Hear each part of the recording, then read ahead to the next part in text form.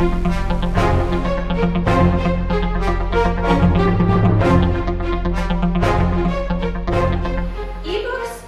sort of became my thing by default. And I'm not sure how many of you have ended up with ebooks being your thing by default.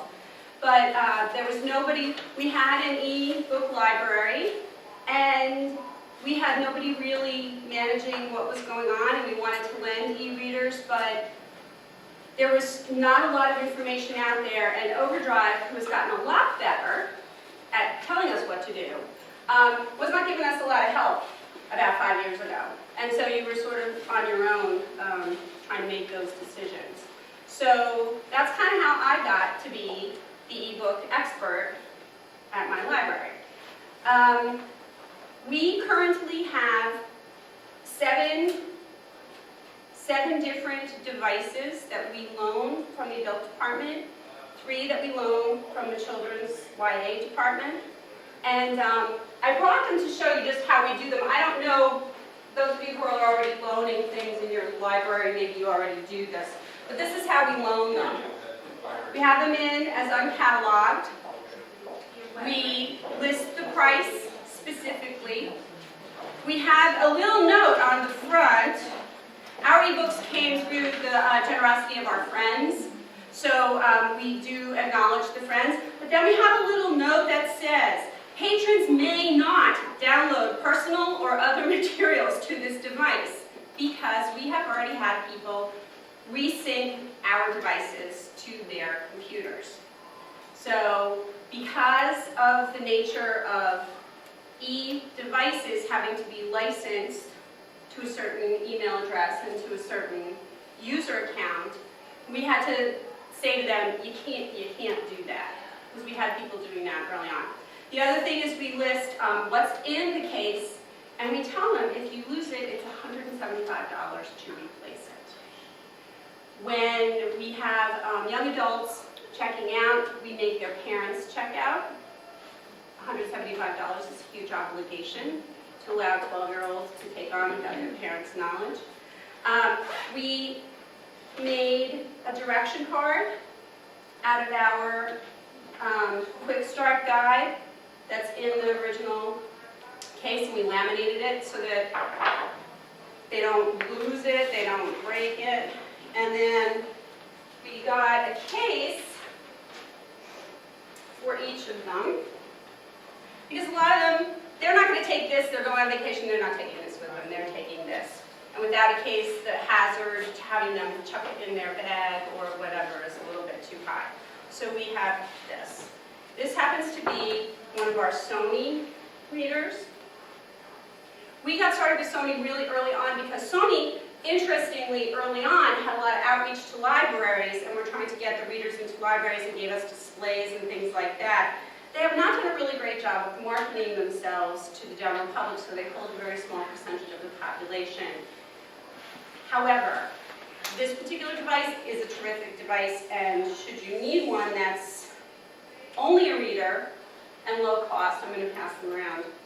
This one is actually really great because it will borrow from the library wirelessly. So what we do is we have a certain amount of materials that we purchase, new bestsellers and things like that, that we're not able to get through eBuckles or through the other consortia because the publishers don't license them. So, trying to think of one, Gone Girl early on, we needed a lot of copies of. We purchased it from Sony Bookstore, just like we would purchase from Amazon Bookstore. And we were able to put it onto our devices. But the upside to this is, this can also borrow.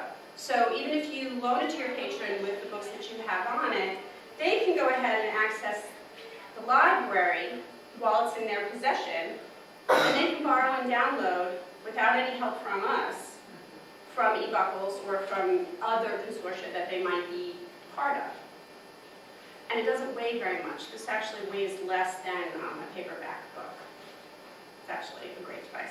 The other one that we have is we have Sony Nook Simple Touch, which, again, I like it because it doesn't weigh very much. The downside is that it has to be connected to a computer to download. Can't do it wirelessly. Nook Colors, on the other hand, you can. The Nook Color app, which the Nook app that just came out, we actually did upload it to our color at the library. It works really great. Christy, sound like you got Christmas music on there. I'm just trying to wake it up. It's asleep. Okay. This is our Nook Simple Touch. Again, really, really light. Downside is it has to be connected. Upside is it's just a reader. The thing about the Sonys and about this, nice matte screen. So even though the tablets are really great because they do a lot of other things, these just read, and the screen is matte. So they can read it in the sun, in the shade. They do need an ambient light source though. There are some Nooks that have backlighting. This one does not. But if you're the kind of person who generally is reading a book, or if you're the kind of person who's reading on the beach, one of these is great for you because you're not getting a lot of reflection. So, I'll let you see. We have not, just again, I don't know what your experience is. I'm just trying to let you know, since we're talking about ebook programs for your patrons. Again, instructions. We have not had a lot of problems with people not taking care of the devices. We've only had to replace 2. One was a woman who was like so enamored with it that she got off the train and didn't stop reading and walked and tripped and dropped it. So she was very upset about that, but she was really loving it so much, so we had to replace it. And the other person regrettably left their Nook on top, our Nook, on top of their car and drove away. Oh, no. And we actually suspect that what happened, because it was in its case and it was in its bag, it was up on the top, and it probably slid off. She went back immediately as soon as she realized that it wasn't there, and it was gone. So we think somebody got a very nice Nook because it probably did not break. They're fairly durable. They don't succumb too much to people playing around with them. You do have to, like I said, watch. There are some people who think that, you know, especially people who have teenagers, it seems like, you know, oh, Mom, I know how to do this. And they're ready to connect it up and do all kinds of things, download stuff to it. But mostly we've had a really good experience with it. Just so I have an idea of who's doing what in their libraries. I know you've all come here specifically as a choice. So can you give me an idea who's doing e-reader outreach and instruction at their library? Okay, so a lot of you. All right. And who really knows pretty much nothing? A few. Okay. I'm going to talk a little bit about our experience. We've been doing e-reader loaning probably about 5 years now, so it's been an evolutionary kind of thing. Early on, when we started doing a lot of outreach to our community, we had many people who wanted instruction. And I think you probably will find in your libraries, much like we did, yeah, right after Christmas, oh my gosh, you know, they all want to come in because they all got readers for the holidays. Or right after graduation, we had a lot of young people coming in because they were getting them, that kind of thing. So initially we were running classes. We had 2 classes, probably 2 different weeks during the month, 2 classes, one during the day, one at night. So we were running about 4 a month. And in the beginning, we had a large group of people coming. And after a while, as more and more devices came onto the e-reader scene and more devices were being utilized with Overdrive app and that kind of thing, we found out that running a single class wasn't working so well for us because we had people who had different needs. Our iPad users really didn't care that our Kindle users were frustrated because at the time they couldn't download to Kindles, and they didn't really want to hear about that people who had e-readers had to hook up their devices to the computers. So as an evolutionary sort of thing, what we finally decided was we went to open technology scheduled time. So in our newsletter, we have 4 actually it's 6 days a month. A Tuesday morning, a Thursday afternoon, a Wednesday night, like that. We schedule time for about an hour and a half, and we let our patrons sign up for 20-minute slots apiece. They're welcome to sign up with whatever works for them. And we ask them to come in with their device, their laptop, if it's something that needs to be tethered. And generally speaking, that type of instruction has worked a little better. I've been able to pair people if they have the same devices, but it's much less frustrating to them and much less difficult on you when you don't have to try to explain to different constituents in the room, oh, we need to do this for these people and not this for you. Because we spent a lot of time waiting early on. For those of you who, maybe you are, maybe you're not, I'm just going to make sure that you know that these are here. If you are not subscribed to overdriveblogs.com/library, you should be. This is where I found out. Actually, didn't find out here. They sent me an email. The Nook app is active. Oh, we just got the Kindle Fire app going. Oh, by the way, we have new promotional materials for the Nook app. They send me an email every couple of days. Whenever they have a new blog post, we get an email. And it's really helpful because sometimes you're not even aware that there's an issue going on. You'll see, there's the Kindle Fire one. This was just a couple of days ago, October 12th. Kindle Fire users rejoice! Do you rejoice? Overdrive comes to Amazon App Store. This was during Coming Out Day last week, where they sent us a little blog post that said, oh look, these are all the LGBT books that are available on Overdrive. Science fiction pick of the month. There's all kinds of, and there are a number of different blogs. This happens to be the library one. This one was a community outreach contest that they ran. And you can click on the winners and see what they've done to help market their e-library to their users. So you can get some ideas. One of the people, the library that won, they actually did a Pinterest ebook of the day. So they marketed their ebook library to their users by creating a Pinterest bulletin board, and every day they had a different ebook up. So there's a lot of really good information here, and if you subscribe, they'll send it to you, and if you lose the blog post in your email, you can always go back here. They archive it. It goes back pretty far. The other thing that's here is the Resource Center, and I don't know how much you might be using it. I actually printed out 2 of the things in the back, and you're welcome to pick them up. But over here on resources, these are great for us. These are free print materials for us, and there's all kinds of things, marketing, outreach, and things like that. But this one, if you want to leave like a cheat sheet,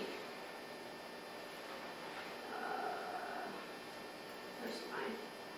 I think my thing is blocking. It is, sorry.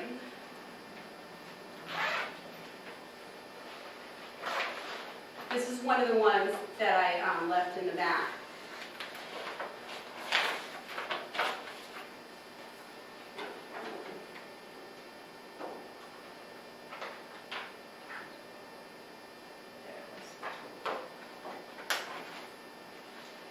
The thing that's kind of nice about this one is that you see how when I hover and highlight there, what I did was I was able to take out their sample library webpage, and on the ones that I have in the back, I substituted eBuckle's address there.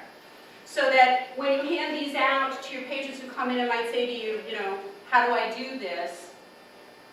You can actually personalize it. You can stick other information in there. Park Ridge Library, you know, can be found here and here. Whatever you want to put in that space. And then this one happens to be for ebooks. There's another one for Kindles. I did recreate both of them back there. You're welcome to pick them up, but they're available to you online.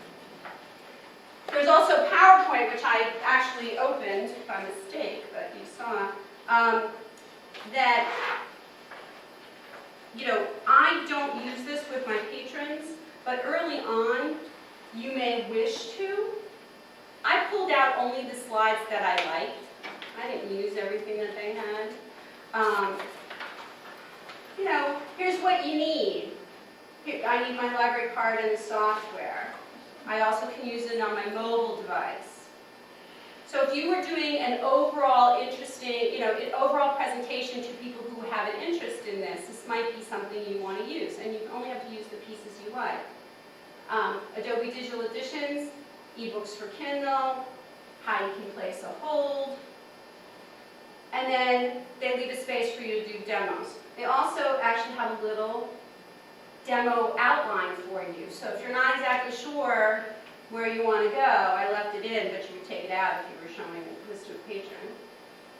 The help resources and those sorts of things. So once you started your actual presentation, you would use those. What's the link to that PDF? It's on the resources page. So Overdrive, it's Overdrive, www.overdrive.com/learning center. And if you Google Overdrive Learning Center, then it'll take you right there.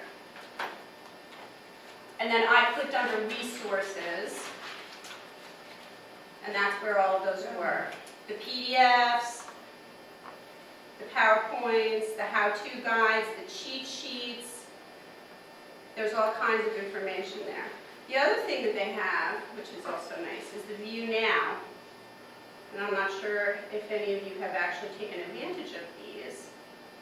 But these are instructional videos. Or slides, actually, I should say. So they take you through the actual process. Best practices I didn't look, but okay. I'll just show you a little bit of this one. Sorry, I don't usually do this on this computer, so I didn't register for it. But it talks to you and actually literally walks you through these particular things. So I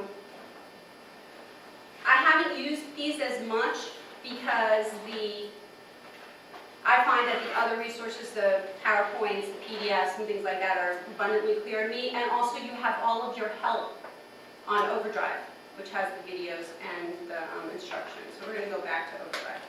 This is eBuckle's homepage. Some of you, for most of your patrons who are coming in, this is where they're going to be looking. For those of you who belong to different consortia, you may have a different page or an additional page.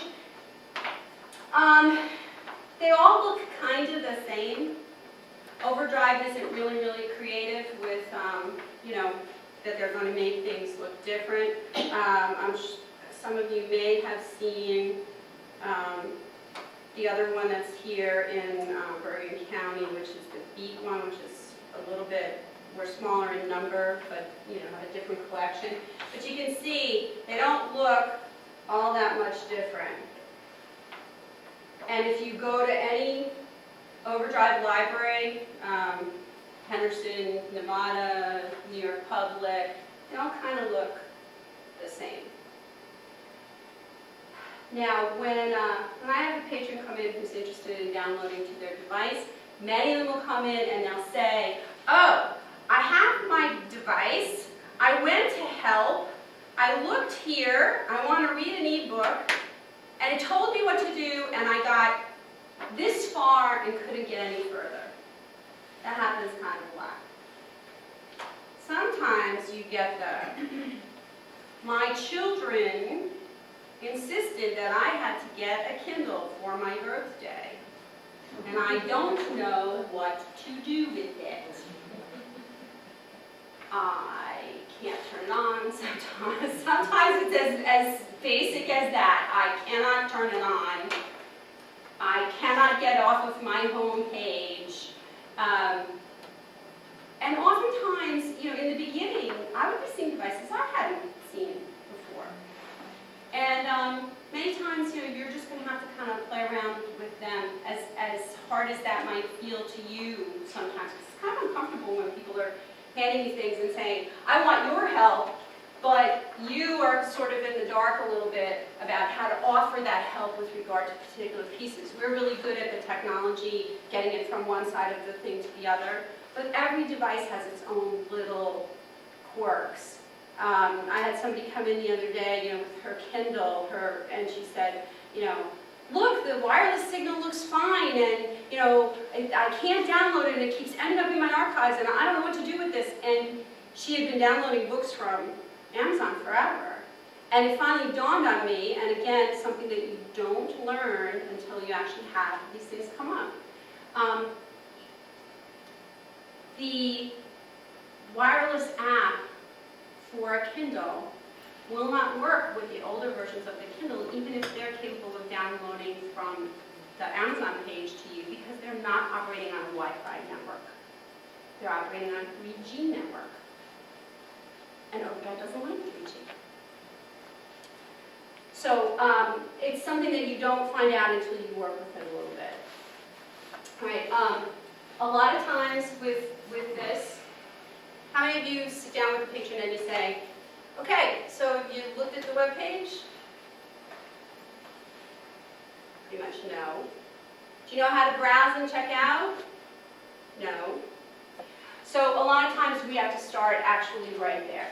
And to begin, I usually try to get them to sign in first. Because once they're signed in, they don't have to worry about doing that anymore. And that way when we get to the checkout part, they don't have to stop and then find their card and do something else. Did you have a question? You looked like you were going to say something. No? So, When they sign in their library card on that device, then they don't ever have to sign in again? it depends on the device. Okay. This is on the computer. If they're on their iPad, they can ask it to remember them. If they're on their Sony Reader, they can ask them to remember them. If they're on their home computer, a lot of times they'll leave it there because it's in their cookies. The caveat to that is, if the vendor updates the app, when you update the app, that memory goes away, and you have to put it back in again and ask it to remember you again. So an Overdrive updates fairly frequently. If you're on a particular device and Overdrive has always worked and now all of a sudden it won't work, check for an update. A lot of times that happens. Go ahead. As a practical matter, when you're sitting down and going to start a training session with a patron, how do you recommend the actual physical setup of the training session? Do you recommend each person have their own computer, have the person sit next to you, let's say at the reference or circulation desk, have them operating the keyboard, you demonstrate first, and then you encourage them to do it on their own? What are your recommendations? It depends. In the current setup that I do now, where I'm one-on-one with these people, when I was in a big group, which may still happen at some of your libraries, when I was in a big group, I was very much in a situation like this, where I was having to demo it up here and inviting them to bring their devices and the laptops to which they have them connected. Now a lot of them have wireless devices, so they don't need to have their laptops with them. But we actually used to meet in a small meeting room where I had a table, and it was a little bit like doing story hour, if any of you have ever done story hour with craft, right? Because you put the craft down on the table, and you give them all their pieces, and then what do you do? And you're going around, and you're looking over shoulders, and doing that kind of thing. That's a lot like what it was like in the beginning. And for some of you, that may still be the case, because if you haven't done a lot of community outreach, you get a lot of people asking you to give you this information all at the same time. Right now, because I mostly do it by device, so I don't pair, and I should say this has been a bit evolutionary. In the beginning, we had big classes, a lot of everybody. Then I started scheduling two e-reader classes a month, 2 Kindle classes a month, 2 audiobook classes a month, because we have audiobooks in our library. So that people who had like devices were in the same place, so they weren't conflicting with each other. Now I have people who come in and we do a one-on-one. Generally speaking, I will move away from the reference desk and go either to a small working table in the back of the adult department, or I'll sometimes go into our solarium. I invite them, I ask them specifically to bring their device. Most of the time they remember, sometimes they don't. Sometimes they want me to demo with what I've got.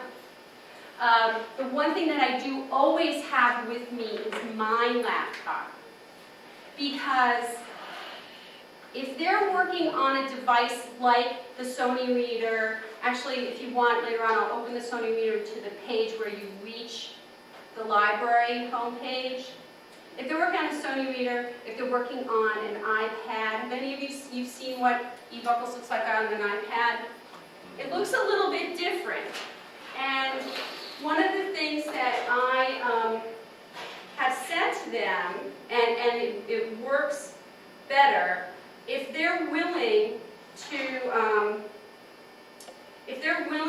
to do this, I ask them to do their browsing and their checking out on their computers rather than on their devices.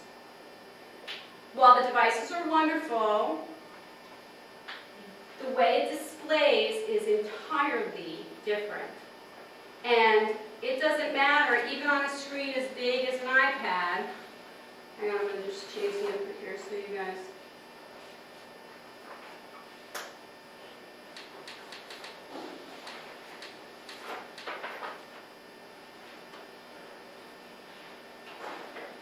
Even on an iPad, you'll notice that it looks different. You're seeing my card and my account up at the top, up here, and now you're seeing featured books. And when you try to browse this, it doesn't look anything like what it looks like on the regular laptop display. So I'm gonna. Is the selection the same, or does it know that it's only downloadable to an iPad? It does know. It does know, right? It does so it's know. far Oh, shoot. fewer. Hang on, my computer was just like. It does know. And actually, when we talk about downloading the app, you're going to find that it also knows. Overdrive is smart enough to know, oh, you're reaching me through a Mac, I'm not going to download the Windows version of Overdrive. You're reaching me through a Droid phone, I'm not going to download the Apple 4 app to your phone. It's smart enough to know the difference, and yes, it will look different. So, in this case, for example, you wouldn't see that much difference with ebooks, but ebooks are licensed to one license. If the publisher allows, you'll see 2 lines for each, one that says Kindle book, one that says EPUB book.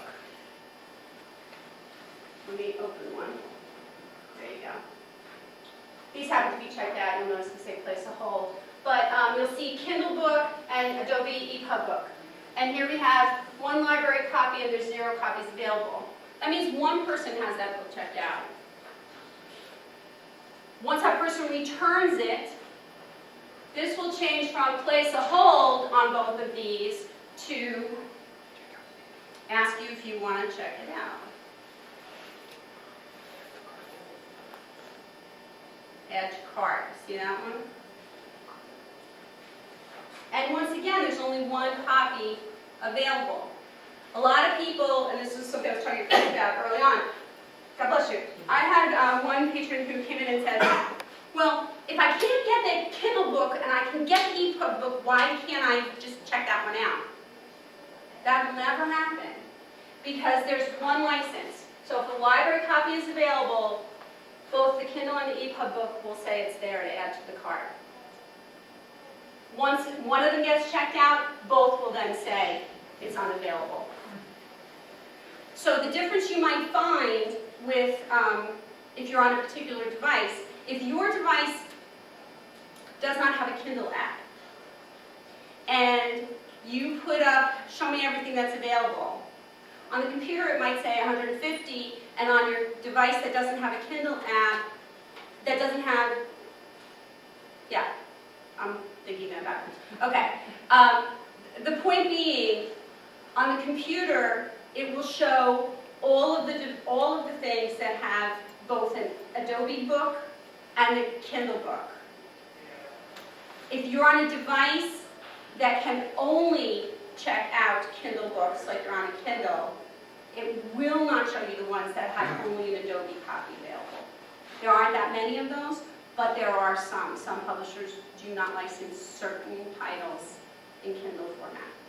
I've had that problem on my Droid phone where I'll try to download a book from the digital library that's compatible with the Kindle app. It'll only serve me Overdrive compatible stuff. Right. So I have to go to the laptop or regular.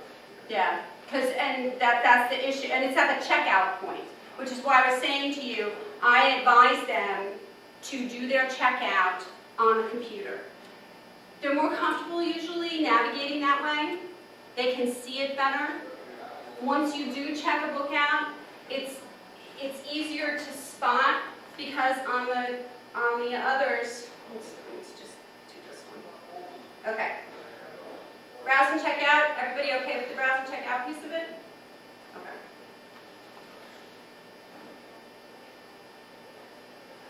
It's just easier for them to see it here. And I say to them, well, look, once you've checked out, it's fine. Because now you can download it to this device, or you can download it to any other EPUB device that's capable, as long as, and here's the rub, as long as you have consistency among your Adobe items. That was, in the beginning, a very difficult thing for us to all try to get our head around. When you license it, if you're licensing it through a Barnes & Noble Nook, for example, when you first license your Barnes & Noble Nook and you register it to your account and you download it, Adobe is involved in the background. You don't see Adobe, but Adobe's involved. Your email address and your password becomes the Adobe ID for that device. If that doesn't match, for example, early on, and I did this, trust me, when I first licensed my iPad, when I authorized it to an Adobe ID, I authorized it to an Adobe ID that matched my iPad ID, not the Adobe ID I already had. So when I would try to now download this to another device, it would say, sorry, this is already licensed to somebody else. So having consistency among the devices is really important, and early on, we didn't have that consistency with our e-devices that we were loaning. So we were having trouble getting all of the content onto all of the devices because we had to have them all agree. So that's kind of an important step. And for most people, when they say to you, I don't know what my Adobe ID is, generally speaking, take them to Adobe, say, put in the email address you usually use, put in the password you usually use. That's probably what it is. And I would say 90% of the time that's true. But yes, so I do sit with them, individual, bring their device with my laptop if they do not have their own laptop. When do you do an Adobe ID? We're going to talk about that. If you have a wireless device, you never have to actually say, I need to get an Adobe ID. Unless you got an iPad. And you're going to use Overdrive. All right. So this is just checkout, browse and check out. Let's go back to the home page. Software. Software will become an issue depending on your device. Adobe Digital Editions is going to be needed if you're going to read it on your computer. It will be needed if you are going to be transferring from your computer to a tethered device, such as a Nook Simple Touch, which doesn't have a wireless application, an older Kindle. Some of the other digital devices that there's not that many of them out there anymore, but they still exist. Pan Digital Novels, Kobos, things like that are still functional. People still use them. So they would need to connect to their computer. When you license, actually I have a page I want to show you on when you do download Adobe Digital Editions, it's going to take you to an Adobe page. Now, you don't have to have an Adobe ID to download Digital Editions. You just hit download. The thing is, in order to get your computer to allow a device to connect and transfer, when you get Adobe Digital Editions, this is what it'll look like. You need to be able to authorize the computer in order to transfer. If you don't authorize the computer, you can download a book here, and you can read it on your computer. As long as you don't care, you can download the book and read it on your laptop. But if you want to transfer it to another device, you have to authorize it. Now I'm going to show you what it looks like. There's a slide in the PowerPoint later on that shows you what happens.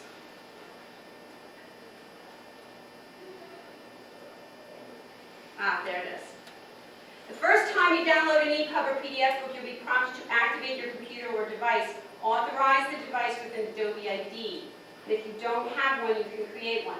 There is a link in the page that you see up here where it says if you don't have an Adobe ID, we'll take you out to Adobe and we'll get you one.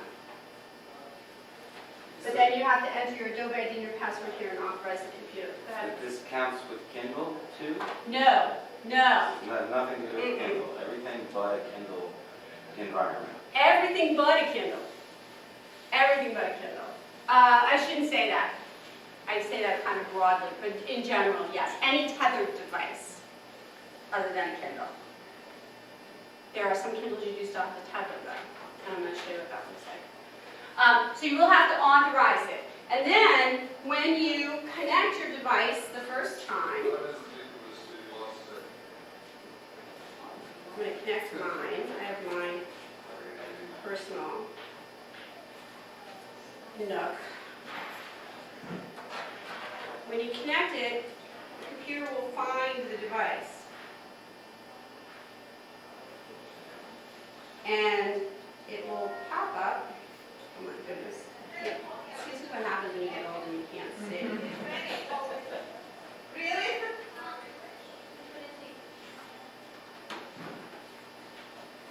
Just give it a second. The computer will find it just like it finds any other device that you attach.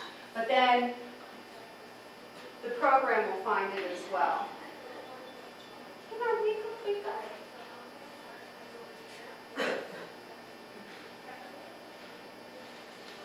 I didn't want to leave it there because I wanted you to see it. Okay. So you see up here now, see the Nook right here? If we touch on the Nook, that shows us what's on this device.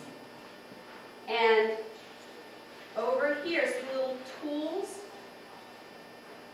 My device happens to be authorized because I've used this device before.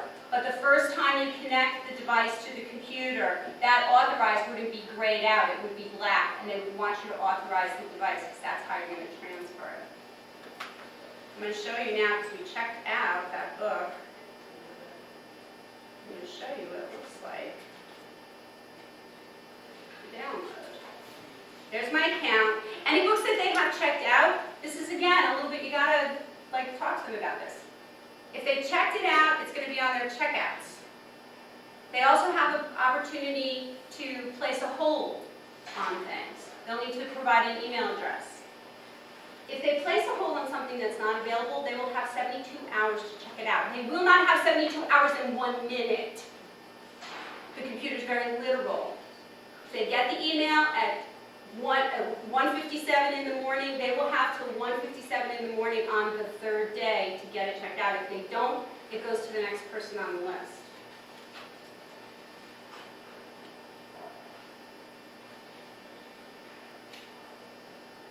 So when we download, we say open.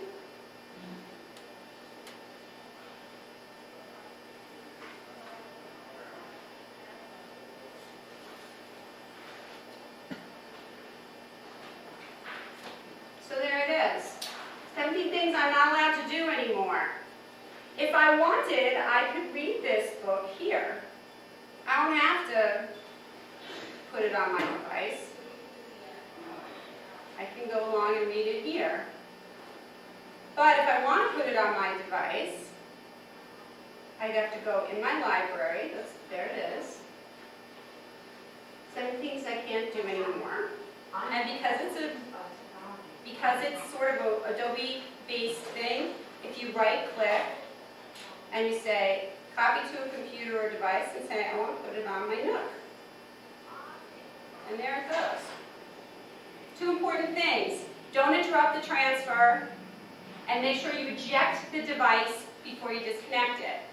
If you don't, sometimes it won't come over or won't come over in its entirety. If you want to return this now, you're done, I've had enough, you can say return borrowed item. It works like that.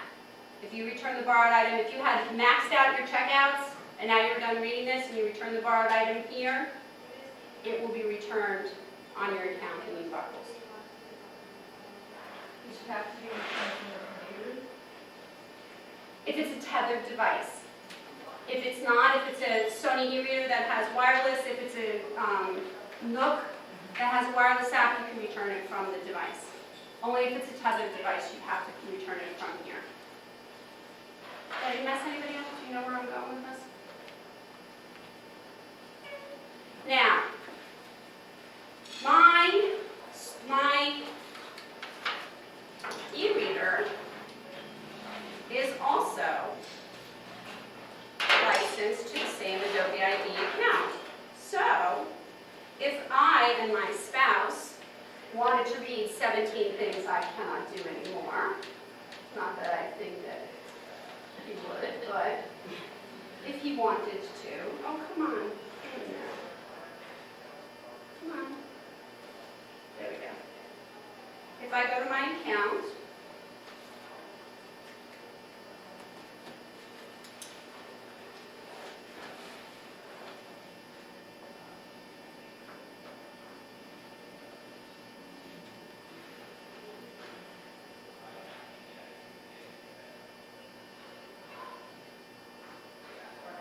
oh no. Did I not put the right number in?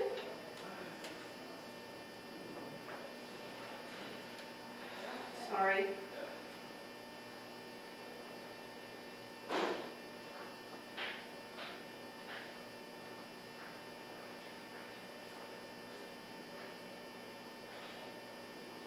There we go.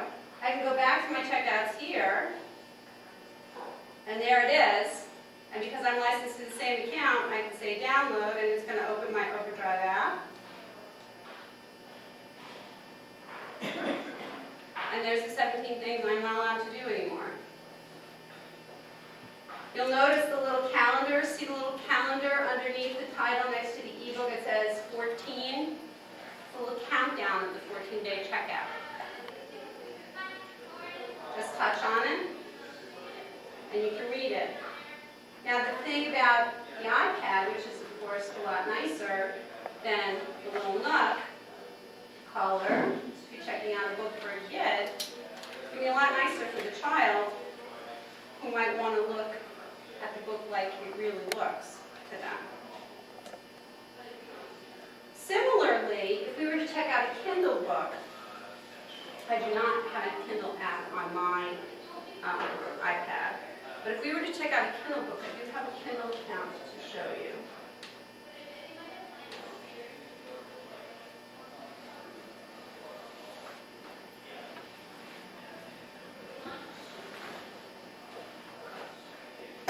Interestingly, Overdrive doesn't care if you check out 2 different versions of books. So in that case, I checked out an Overdrive EPUB book. In this case, I'm going to check out a Kindle book, and it doesn't care. It'll let me check out whatever versions I want. Because my computer will read either one, it'll let me check out as many different types of versions as I want. Now, Kindle looks different. No matter whether you have a tethered Kindle device or a regular wireless Kindle device, you have to go to your Amazon Kindle account. There's no ifs, ands, or buts about it. That's the only way to do it. And, sorry, I'm sorry? I say I'm going through the same thing with my life. I know, it sucks. I'm sorry. It does, it's like on, off, on, off, on, off. I'm either fish or fowl. Now, in this case, I borrowed somebody's Kindle, but this is what it would look like for any end. It says Get Library Book. And, okay, he has his iPhone synced to this account as well. But if I want to get to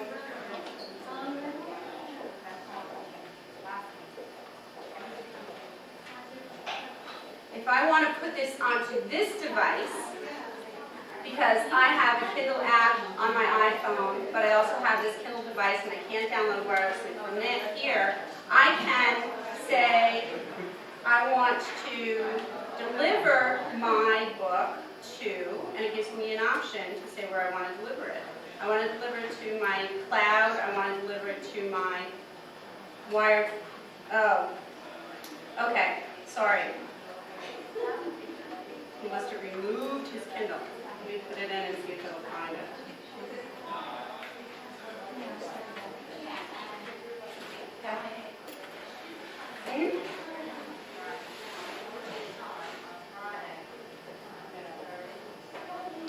Okay, it's syncing up.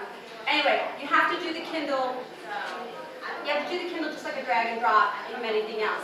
It'll show up as a device on your computer, and you'll drag and drop the file into. You'll drag and drop the file into the documents. I noted this is a lot going on, and we haven't had a chance to cover everything. Those of you who want to chat some more about this,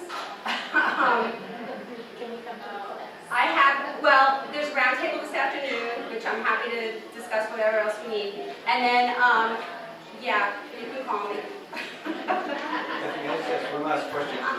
Are you, when somebody's buying a new e-reader or Nook or Kindle or whatever, would you steer them towards a color because of cost and future usability? It depends a lot on the person, and I generally query them about what their interest is in terms of usage. If they're intending it to be a tablet and they want to use it for browsing the web and all kinds of other things, then we talk about the various options available to them. If they want it to be a reader, and I actually do have quite a few patrons who want something really that they can only, they're only interested in reading, they're interested in being able to take it to the pool or sit in their backyard or whatever. Generally speaking, I'll aim them towards a not backlit, matted reader. I happen to really love the Sony reader personally. I actually own 3. I own one and both of my children own them. Sony has a bookstore very similar to Amazon's bookstore. We haven't looked for something so far that we haven't been able to buy. The Nook Simple Touch is also a really great device, much less expensive than many others. Price point is sometimes an issue for people. The downside is you have to tether it. So a lot depends. If they want to be on the move, they want to be on the go, they need something that they can, work with wirelessly. I love the Sony and actually the Nook wireless. But again, anytime you get into a